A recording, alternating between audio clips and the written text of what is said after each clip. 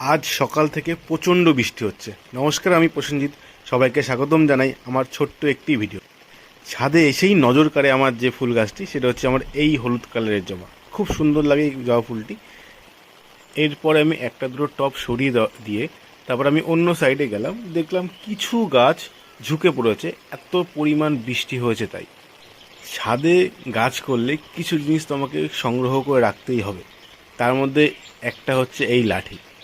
লাঠি, কুঞ্চি, যাই বলো, এটা সাপোর্ট, যেটা হচ্ছে যখন গাছ ঝুঁকে পড়বে, বৃষ্টির জন্য হোক বা অন্য কোনো কারণে, তোমাকে সাপোর্ট দিতেই হবে, না হলে গাছ বেঁকে যেতে পারে।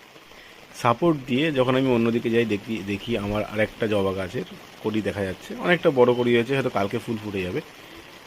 এইটা হচ্ছে আমার একটা জারমুল গাছ, যেটা আমি কিছুদিন আগে এনেছিলাম। আনার পরে এটাকে আমি কাটিং করে দিয়েছিলাম। কাটিং মানে হচ্ছে হার্ড প্রুনিং করে দিয়েছিলাম, পুরো মাঝখান থেকে মাঝ বরাবর কেটে দেওয়ার পর গ্রোথ। এইটা একটা সেপারেট ভিডিও আসবে।